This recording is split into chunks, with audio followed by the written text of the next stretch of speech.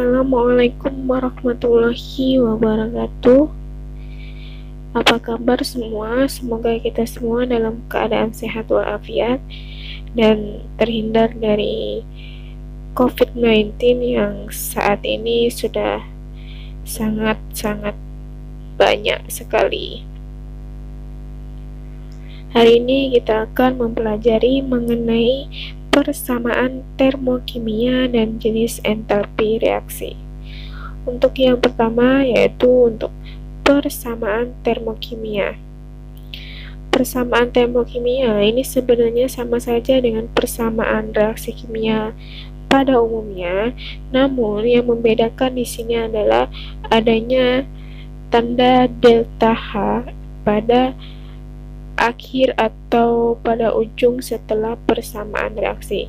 Nah, maka kalau ada reaksi yang belakangnya ada nilai delta H-nya, maka persamaan tersebut dinamakan persamaan termokimia. Ada beberapa hal yang perlu diperhatikan dalam persamaan termokimia. Yang pertama yaitu bahwa koefisien suatu reaksi itu menunjukkan banyaknya mol yang bereaksi. Koefisien reaksi itu menunjukkan banyaknya jumlah mol. Jadi koefisien itu letaknya yang ada di depan. Misalkan ada 1, 2, 1, dan 2 itu merupakan koefisien. Jadi misalkan CH4 koefisiennya 1 berarti jumlah molnya ada 1. O2 koefisiennya 2 berarti molnya sebanyak 2. Yang selanjutnya, jika persamaan reaksi dibalik, maka delta H harus dibalik. Misalkan dari persamaan reaksi di atas, dibalik CO2 plus 2H2O-nya di sebelah kiri dan CH4 plus 2O2 di sebelah kanan, maka entalpinya dari negatif akan berubah menjadi positif, yaitu plus 890,37 kilojoule. Yang ketiga, bila persamaan termokimia dikalikan X, maka delta H-nya juga dikalikan dengan X. Misalkan untuk persamaan reaksi yang di atas, ini dikalikan dengan 2. Jika dikalikan dengan 2, maka entalpi atau delta H-nya harus dikalikan dengan 2. Selanjutnya, jika ada beberapa persamaan reaksi lebih dari 1 dijumlahkan, maka delta H-nya harus dijumlahkan. Selanjutnya yaitu jenis-jenis entalpi reaksi. Jenis-jenis entalpi reaksi di sini ada 4. Yang pertama, entalpi pembentukan standar. Entalpi pembentukan standar itu artinya pembentukan 1 mol senyawa dari beberapa unsur. Nah, misalkan di sini ada pembentukan 1 mol senyawa NH4Cl, maka dia terbentuk dari unsur N2H2 dan Cl2. Kemudian yang kedua yaitu entalpi penguraian standar atau delta HD. Entalpi penguraian standar ini kebalikan dari pembentukan standar. Jika pembentukan standar itu dari beberapa unsur terbentuk menjadi senyawa, maka kalau penguraian dari senyawa akan terurai menjadi beberapa unsur, yaitu misalkan di sini dari H2O akan terurai menjadi unsur H2 dan O2. Yang ketiga yaitu entalpi pembakaran standar.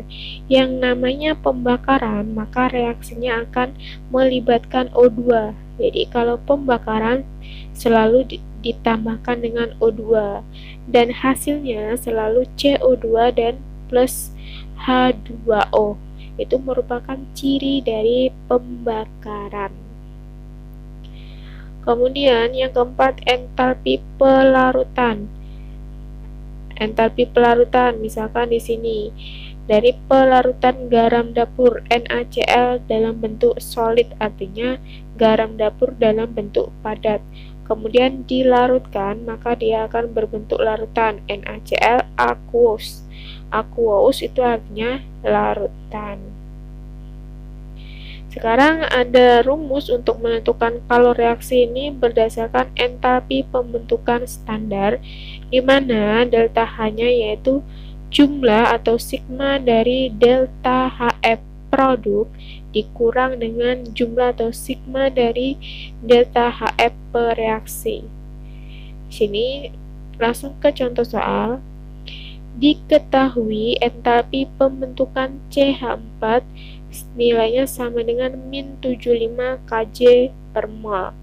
CO2 min 393,5 Kj per mol dan H2O min 286 Kj per mol. Pertanyaannya, tentukan besarnya delta H reaksi untuk persamaan CH4 plus 2O2 menghasilkan CO2 plus 2H2O. Nah, perlu diingat dari persamaan di sini ada O2, ada oksigen, berarti ini juga merupakan reaksi pembakaran. Sekarang penyelesaiannya. Langkah pertama, kita buat ulang persamaan reaksi. CH4 plus 2O2 menghasilkan CO2 plus 2H2O. Sekarang kita pisah bahwa di ruas sebelah kiri ada CH4 dan 2O2 ini merupakan pereaksi atau reaktan. Sedangkan CO2 plus 2H2O ini merupakan produk atau hasil reaksi. Sekarang masuk ke rumus. Delta H reaksi sama dengan sigma atau jumlah delta HF produk dikurang sigma atau jumlah delta HF pereaksi. Sekarang produk di ruas sebelah kanan kita masukkan satu persatu. CO2 delta HF CO2 plus koefisien H2O ada 2, berarti 2 dikali delta HF H2O tutup kurung dikurang delta jumlah delta HF CH4 plus delta HF karena O2 nya ada 2, berarti 2 dikali O2. Sekarang masukkan nilainya.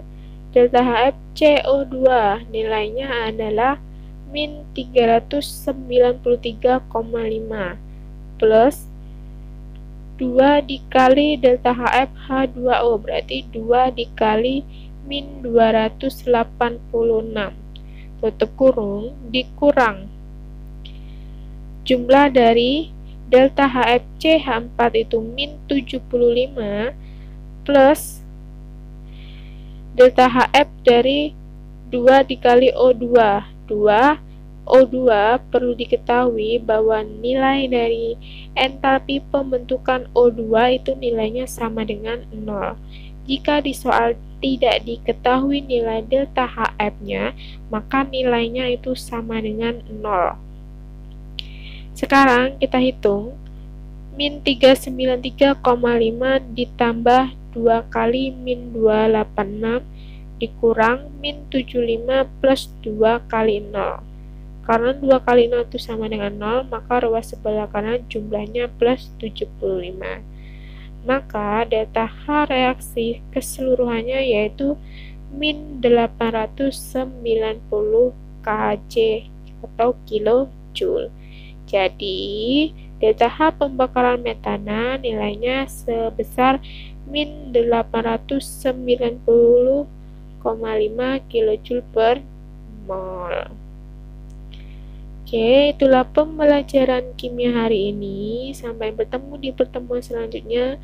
Jangan lupa jaga kesehatan, terapkan protokol kesehatan, sehingga kita semua terhindar dari COVID-19. Tetap semangat walaupun belajar dari rumah. Wassalamualaikum warahmatullahi wabarakatuh.